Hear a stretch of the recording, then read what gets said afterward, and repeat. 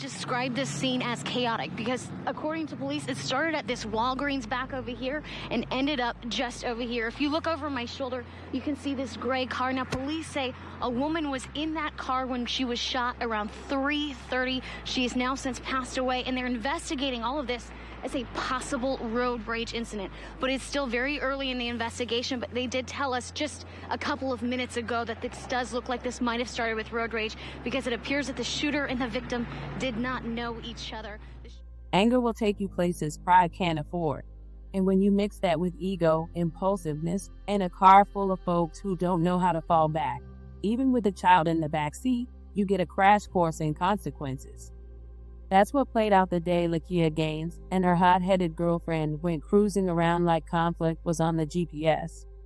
Somebody said the wrong thing, Lakeia felt disrespected, and instead of letting it roll off, she rolled up. But the person she confronted wasn't the type to argue long. They had something tucked, something that don't talk, don't blink, and don't need a second chance to end somebody's whole life. See, it's one thing to talk tough, but it's another to act reckless when you don't know what kind of energy you're stepping to. Lakeia threw a water bottle like that was going to be the end of it. Instead, it was the last move she ever made. Nobody in that car thought to de-escalate, to leave, to protect the kid from what was clearly spiraling. Instead, they stayed parked in pride and paid in blood. When everybody in the vehicle acts like a passenger to their own emotions, tragedy's not a surprise, it's a guarantee. Welcome to the American Crime Femicide channel. Please like, share, subscribe, and hit the notification bell for future uploads. Lakeia wasn't supposed to be a statistic. She was a 24-year-old mother, figuring things out in the trenches like so many young women trying to balance dreams with diapers. A former high school basketball star that lived in Duncanville, Texas, she knew how to hustle, how to win, how to be a team player. After graduation, she had plans, college, maybe a trade, but life had other ideas. A baby changed the course, so she pivoted. She moved back to Oklahoma, tried to build a life, played ball in her spare time, stayed social, stayed smiling. People like Lakeia. She had that kind of light you don't have to beg for. It just showed up when she did. But light attracts all kinds of things. Sometimes friends, sometimes fire. And fire came in the form of her girlfriend, a woman who didn't just drive the car that day, she drove the entire conflict. On February 4th, 2020, Lakeia, her daughter, and her girlfriend were out in Tulsa, riding around like it was a regular afternoon. That was until the energy shifted. A close call in traffic with another driver, Nathaniel Chilcoat, turned the vibe into something else, something hot, stupid, and irreversible. Because when someone cuts you off, the grown-up thing to do is breathe, curse under your breath, and keep it pushing. But instead, Lakeia's girlfriend circled back like this was Grand Theft Auto, Tulsa edition, following Chilcoat through the Walgreens parking lot, ready to defend her honor or ego, or whatever it is people mistake for self-respect. Let's be clear, Lakeia wasn't a known troublemaker. She didn't go around looking to start fights. But she had a line, and if you crossed it, or worse, crossed someone she loved, she wasn't just going to sit there. That loyalty, it ran deep, but on this day, loyalty meant lunacy. According to initial reports, the confrontation started when the two cars nearly collided and some middle fingers were exchanged, because what's a little road rage without a hand gesture to escalate it? Nathaniel parked at Walgreens to pick up some medication, probably hoping to move on with his life. But instead, he got followed, circled, confronted. Lakeia's girlfriend got out of the car and reportedly started screaming, cussing, and threatening. Classic, what you not gonna do, energy from someone who already did too much.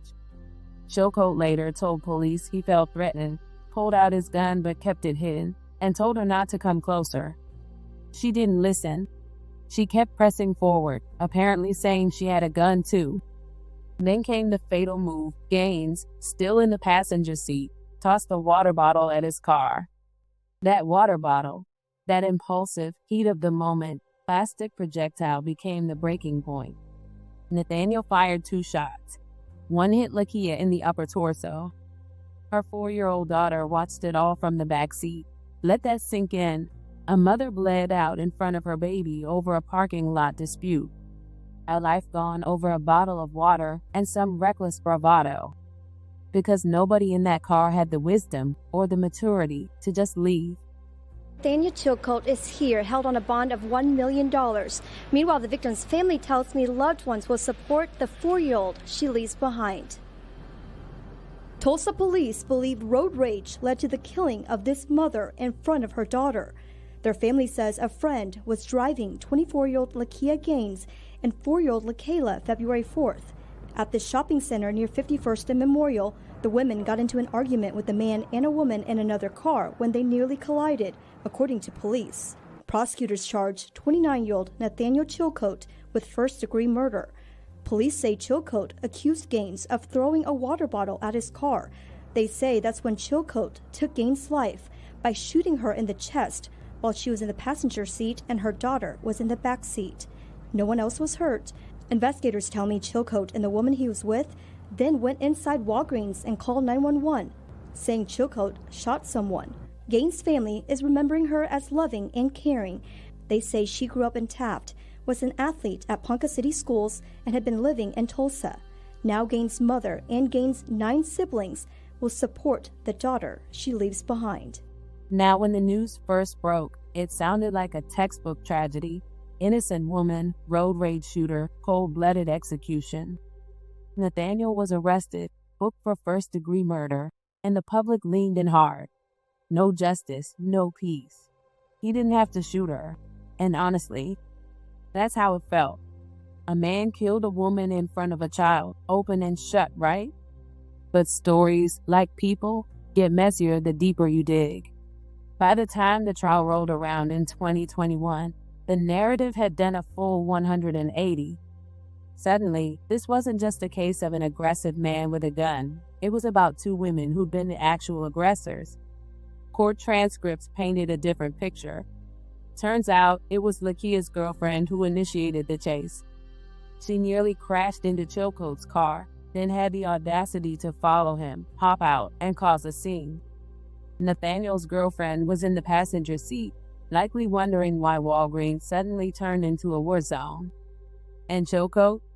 He said he kept telling the woman to back up, that she threatened to shoot him, that she told her passenger Lakeia to grab the gun. Police later found an empty holster in the car and no actual firearm, but by then, the jury had heard enough. Gaines' ride or die moment cost her everything, and Nathaniel, after sitting in jail for nearly 2 years, walked free. Not guilty. Self-defense. The court decided that 2 women yelling threats and digging around in their glove box was enough to justify deadly force. And just like that, the victim became the aggressor. The headlines shrunk. The protests stopped. And the little girl in the back seat, she just had to grow up without a mother. Let's talk about that loyalty for a second. Because loyalty without discernment is just recklessness in disguise. Gaines loved hard. But what did it cost her? She had no business dying over someone else's foolishness. The driver, her girlfriend, was the one with the attitude, the one who escalated, the one who got out of the car. But Lakeia, she followed suit. She had her girl's back. She just didn't know it would be the last thing she ever did. The facts at trial weren't pretty. A witness said the girlfriend screamed, "I've got one in my car too," as if gun threats were casual conversation.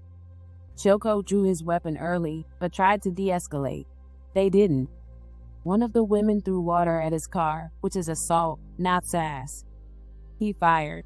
He called 911. He stayed. He cooperated. And that, more than anything, helped convince a jury that he wasn't out for blood. He was scared. He reacted. Whether you buy that or not, 12 people did. And that's all the court needed. But what happened afterward is the real tragedy. Once the verdict dropped, the silence around Lakeia's death became deafening. Her name didn't trend. No activist went viral. No hashtags revived her memory. Because who's going to champion a case that ends with, "She might have helped start it"? The moment the narrative flipped, Gaines was no longer a martyr. just another girl caught up in the chaos. And that's the part that hurts the most, because even if she played a role in escalating, even if she made one bad decision too many, she didn't deserve to die for it. She deserved to be here, to grow, to do better, to parent her child. But now, her daughter is left with trauma and silence. The friend who started it all walked away unharmed and unheard. And Nathaniel Chilcoat, he's probably back to living life, no doubt forever changed, but no longer behind bars. Whether you think that's justice or not depends on how you interpret self-defense laws, gender, race, and perception. But one thing is clear, rage rarely ends well, and blind loyalty, it'll drive you straight into the grave. Gaines' story isn't about villains and heroes. It's about a culture of quick tempers, louder mouths, and zero impulse control. About people who would rather die on a hill than walk away from it. It's about pride disguised as principle, about friends who drag you into battles they started with no plan, no peace, and no pause. It's about how fast things can go left when grown adults act like adolescents in heat. Anger doesn't respect motherhood. It doesn't care that there's a child in the backseat. It doesn't pause for logic or wait for someone to de-escalate. It reacts. And sometimes, the person it punishes isn't even the one who started the fire. So let this be the lesson that too many people refuse to learn. Not every battle is yours to fight. And not every friend deserves your loyalty, especially if they treat conflict like currency and drag you into mess you didn't start. Because had Lakeia stayed in that car and told her girlfriend to shut up, pull off, and act like they had something to lose, she might still be here. Her daughter might still have a mother. Her story wouldn't end with a courtroom and a casket. But that's the thing about anger and loyalty when they're both toxic. They never ask if you're ready to die. They just assume you are. May Lakeia Gaines rest in peace.